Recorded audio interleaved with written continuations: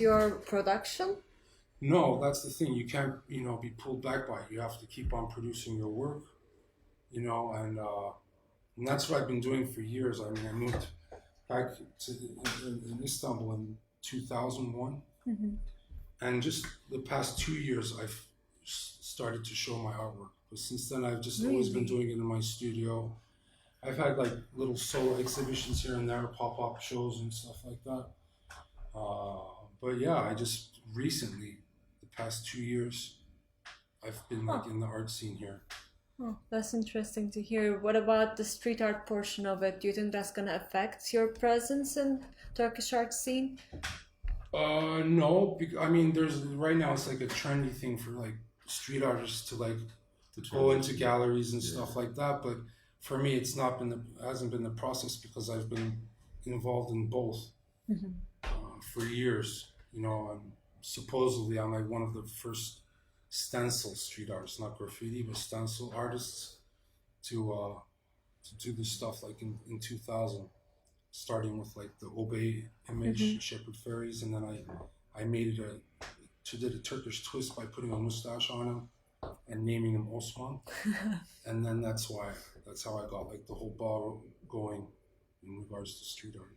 But you also got some objections to that image. Was it from Turkish artists or? Yeah, it was from Turkish artists, but they didn't do their homework because I actually talked to Shepherd Fairy and I shared the image with him, and I was like, I put a Turkish twist on it, and he's like, I support you, and that's cool. He sent me a whole bunch of stickers, and he sent me like the original mold that he did, one of them, and so everyone was like, you just copied his stuff, but actually it was a collaboration with him. And actually, like, I sent him stickers, and then I think like 15 years ago, the Dead Kennedys came, and my friend saw my Osman sticker on his guitar.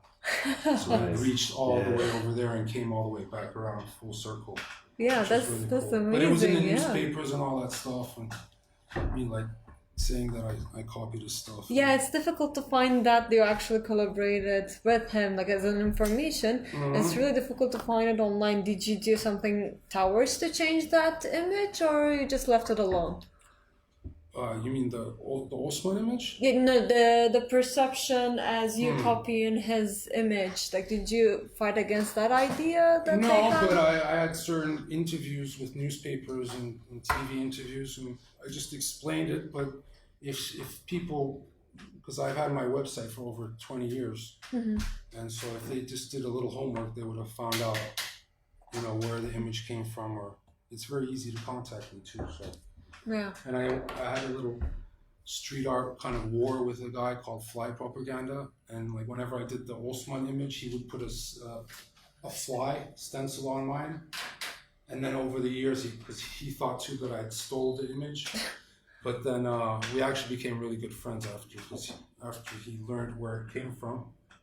It ended up good. It was like a sweet kind of little street art war kind of thing. But did you do something against his artwork? Well, then I did a thing called Osmanox. So I did like a fly spray, killer spray. Oh. So whenever I saw his fly, then I would do a stencil of a spray. Yeah. Sheltox. Yeah. How active are you right now in these days? Street art? Yeah, street art. Not as much as I'd like to, because especially after the coup attempt here, because I was very active during those times, and I did actually the Lady in Red stencil, which actually after I did that, and they painted it on in gray, and then I do it again, and it was like a 5 or 6 layer stencil in big life size, which was very tough to do, and then they paint gray, I do it again, paint gray, and then I got invited to Denmark, the Roskilde Festival, to do a live performance there and do that. And so I did that there, and then also there was like a protest parade thing, and I did the Lady in Red on a piece of wood, the ones that they carry around. And then a guy asked if he could have it to put in his gallery, and I was like, sure. And so he put it in his gallery, and then I went to the States to visit my family. and then I found out that they machine gunned the gallery and my piece. In Denmark? In Denmark, yeah. That's in Copenhagen. crazy. And I was in all the newspapers here in Turkey, and everyone was trying to reach me, and I was in the States, and I had no idea. Yeah. And they didn't use my street name, which is Osman, they used Ari Alpert. And Yes, so it was all in the there's a lot newspapers, and you know, like how the government is towards that kind of stuff. And so it was very sketchy, and you know, and it didn't even write anything. It was just an image of a woman with a red dress, and they machine gunned it. And it was all in the newspapers here, and it was a big deal. And so, you know, I pulled myself back a little bit from that, but it's never really been a thing for me of being scared to do street art.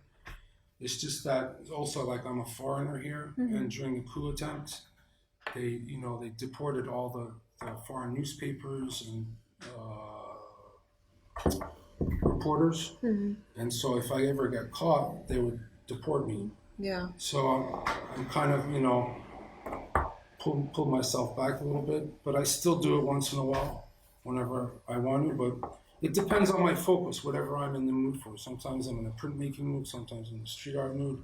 Yeah. It changes. Is that where, like the stuff with David when you did it? Yeah. The paste up. Is that where they kind of join now? Like where you have a lot of the stuff you were doing before was stencils. Yeah. Whereas the stuff you did there, it was paste up and mixed with paint. So is this something newer? Or? Yeah, well, I've done wheat pastes a lot too in the past, but I've never done a mural. I've always wanted to do a mural. And actually before David, I got invited to Ibiza, Spain. It was like a bossa collective project where they were just trying to call all sorts of street artists from all around the world to change the neighborhood and like to pull it away from like this, you know, party island or thing and try to make it a more artsy kind of thing. So I got invited to there, and I did my first mural there, actually. That was the first one? My very first mural. Yeah, okay. I've done like small wheaties, but I've never done a mural. It's always been a goal of mine. And it was tough because I did it all by myself. I actually need 2 or 3 people to do it. But I did that, but that's correlated with a concept that I'm preparing for my solo show, which is meat. And in the process of printmaking and mixed media solo show that I'm preparing. And so that kind of like matched up with when I got invited to Spain, and the concept of it just being like, you know, tourists and just meat and just like the industry of the party industry. So it like matched perfectly. I did a man putting his foot in a meat grinder. And then when I got invited to David, I carried on the meat concept there too. Right. So this meat concept though, is this also what you were talking about with using like the meat paper? Yeah. Okay. So it's been like a thing in the works for like 17, 18 years, and actually just this morning, because I've always tried to find how am I like gonna link it conceptually, you know, when I show my solo show, like how can I link it up? At first, I was talking about like men being like used also as a sexual object. Like first I did a woman on Meat People, but that's so classical. And then I thought of like men being also used as sex objects. But then now, actually this morning, I was thinking of relating it to taboos pretty much, and like using like sexual objects, like even a penis or a vagina or a breast, are just like so taboo. Even in this country, when it's like it's actually just a regular organ, it's just meat. And I'm DJing tonight, and I did a flyer with like this penis with a lock on it. It's called Cock Block. The concept tonight, it's like a fetish party, and everyone. I didn't get any likes or anything. I'm not after likes or anything, but everyone was just like so scared just to like it because it showed up in their feed. Yeah, because that. And it was actually a piece of artwork. You know, the guy did like a piece of metal with a lock on it, and everyone's just so scared. It's like sexuality is such a taboo, you know, especially in Turkey. And so I'm kind of thinking of linking that concept to taboos and meat. Yeah, to poke fun at both. Yeah, so like it'll be more of a wide range concept, whether just to narrow it down just to sexuality. So now it's more open for me to play around.